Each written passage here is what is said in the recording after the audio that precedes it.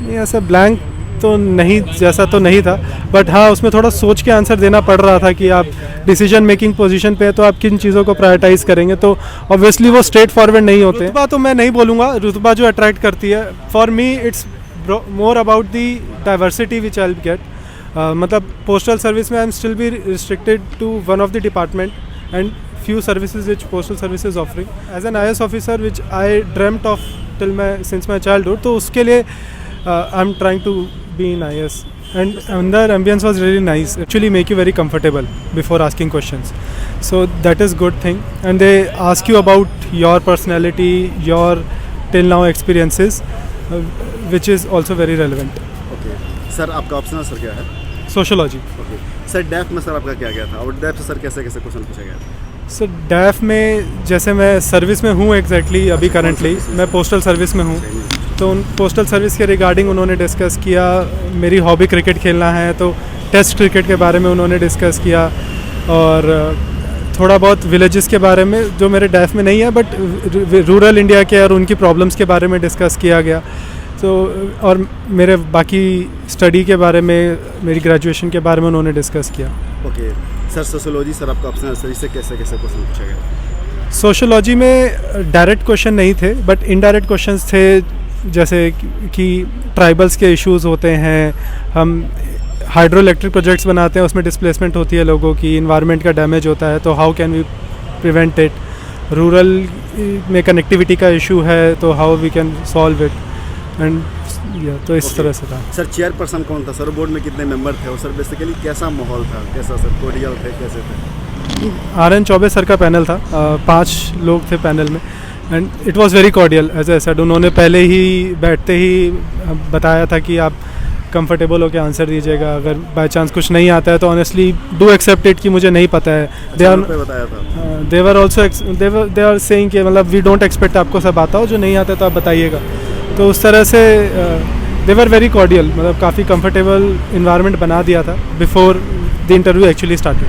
Okay sir, overall sir किस पे ज़्यादा इम्पैक्ट था, क्वेश्चन किससे ज़्यादा पूछे गए थे? ओवरऑल डैफ रिलेटेड ही थे, जैसे मैंने बताया वेरियस मेरी स्टडी मेरे एरिया में, एंड कुछ करंट अफेयर रिलेटेड पूछा था उन्होंने। For example India Ukraine Russia का क्राइसिस पे काफ़ी स्ट्रेस, हाँ वो डिफरेंट एस्पेक्ट्स वर टच की, मतलब क्यों कंट्रीज़ आ रही हैं, rather than getting into the exact details of कि क्या हो रहा है, बट क्यों हो रहा है पे उनका ज़्यादा फोकस था। तो इंडिया को क्या करना चाहिए, ये चीज़ें पूछा जा रहा था। नमस्कार दोस्तों, वीडियो में आगे बढ़ने से पहले आज मैं आपको प्रपलडा एप्लीकेशन के बारे में बताने जा रहा हूं। अगर आप एक यूपीएससी के सीरियस एस्पिरेंट हैं तो आप इस एप्लीकेशन के साथ जुड़कर आप अपनी तैयारी को बहुत ही बेहतरीन और शानदार बना सकते हैं। दोस्तों, इस एप्लीकेशन पर मिलता है आपको question bank, video lecture, test, NCERT notes, prep summary, prep notes, UPSC से रिलेटेड सारा मटेरियल्स आपको मिल जाएगा। और हाँ, इंडिया की नंबर 1 फैकल्टी आपको एक ही प्लेटफॉर्म पर मिलेगी और आप अपने घर पर बैठे अपनी तैयारी को शानदार बना सकते हैं। अभी इस एप्लीकेशन पर आपको, अगर आप न्यू यूजर है तो सब कुछ फ्री ऑफ कॉस्ट मिलेगा। फुल ड्रीम पैक आपको एकदम फ्री ऑफ कॉस्ट मिलेगा। इसके लिए डिस्क्रिप्शन में दिए गए लिंक पर जाएं और एप्लीकेशन को डाउनलोड करें। एप्लीकेशन को डाउनलोड करने के बाद आप हमारा इनवाइट कोड के रूप में SVU इस्तेमाल करना ना भूलें। जल्दी से जाओ और अपनी तैयारी को शानदार बनाओ। धन्यवाद। क्या क्वेश्चन थे, किस सेक्शन से ज़्यादा थे? करंट में आप इंटरनेशनल रिलेशन से ही ज़्यादा क्वेश्चन थे, जियोपॉलिटिक्स के बारे में था। अभी इंडिया ऑस्ट्रेलिया का FTA साइन हुआ है तो उसके बारे में उन्होंने क्वेश्चन पूछा था।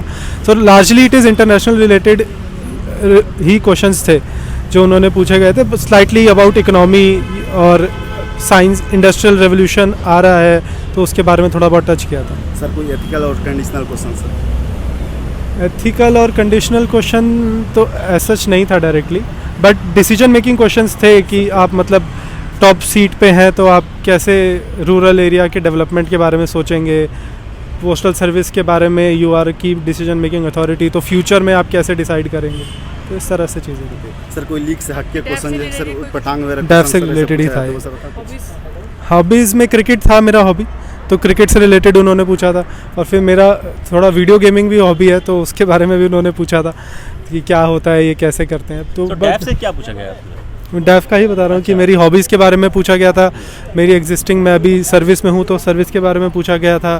ऑप्शनल सब्जेक्ट सोशोलॉजी है तो डायरेक्टली नहीं बट इनडायरेक्टली पूछा गया था। ओके सर, लिख से हट के क्वेश्चन सर, पटांग जिसे बताते हैं बहुत लोग पटांग क्वेश्चन पूछ दिया कि जैसे ब्लैंक हो गया सर, ऐसा कुछ क्वेश्चन? नहीं, ऐसा ब्लैंक तो नहीं, जैसा तो नहीं था, बट हाँ उसमें थोड़ा सोच के आंसर देना पड़ रहा था कि आप डिसीजन मेकिंग पोजीशन पे है तो आप किन चीज़ों को प्रायोरिटाइज़ करेंगे, तो ऑब्वियसली वो स्ट्रेट फॉरवर्ड नहीं होते हैं। तो जो इंडिया यूक्रेन पे, जो यूक्रेन इशू पे भी था कि बाकी कंट्रीज़ के क्यों इतने लोग इंडिया आ रहे हैं, हर कंट्री के फॉरेन मिनिस्टर इंडिया आ रहे हैं, तो वो क्यों आ रहे हैं, तो मतलब जनरली ये सब आपकी थोड़ी अंडरस्टैंडिंग बेस्ड क्वेश्चंस होते हैं, तो उस पर उनका ज़्यादा फोकस था रादर देन फैक्ट्स कि कौन आया कौन गया। They are not bothered about it. आप कितने सेटिस्फाई हैं अपने से अभी?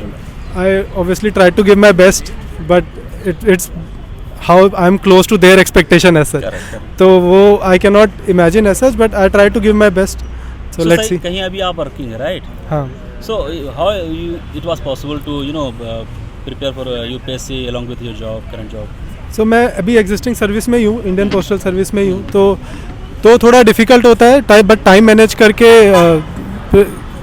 स्ट्रेटिजाइज करके one can very well manage by clearing it. Time management होनी चाहिए proper. Yes, time management is definitely the key. So ये आपका क्या रैंक था सर? सर मेरा रिजर्व लिस्ट में था 7th रैंक 2019 एग्ज़ाम के थ्रू, तो it's been 1 year I am into service. तो ओके सर, 5 जून को सर फिर से सर प्रीलिम्स होने जा रहा है सर, उसके लिए सर आप क्या कहना चाहेंगे, किस तरीके से प्रिपेयर करें एस्पिरेंट? प्रिपरेशन के लिए कॉन्फिडेंस इज़ द की। मतलब अभी तक आपने जो पढ़ लिया है वो ऑलमोस्ट सबने पढ़ ही लिया होगा। नाउ इट्स अबाउट कि आप वो 3 घंटे कैसे मैनेज करते हैं। There will be certain subjects जो रिलेटिवली ईजी आएंगे। फॉर एग्जांपल जो ट्रेडिशनली पैटर्न रहा है for modern history and polity, generally questions उतने डिफिकल्ट नहीं होते हैं, तो one has to make sure कि मेरे वहाँ पर गलत ना हो, and on the top of it for जो करंट अफेयर रिलेटेड है उसमें to the best of knowledge one can attempt. Okay sir, Indian postal service sir आप हैं, हाँ गुड जी। सर्विस है सर, हाँ। लेकिन सर IAS वाले सर रुतबा होती है सर, कितना अट्रैक्ट कर रही है? रुतबा तो मैं नहीं बोलूँगा, रुतबा जो अट्रैक्ट करती है, for me it's more about the diversity which I get. मतलब पोस्टल सर्विस में I am still be restricted to one of the department and few services which postal service is offering, but as an IAS officer which I dreamt of since my childhood, तो उसके लिए I'm trying to be in IAS। and तो sir इस interview के लिए आपने कोई mock वगैरह भी दिया था?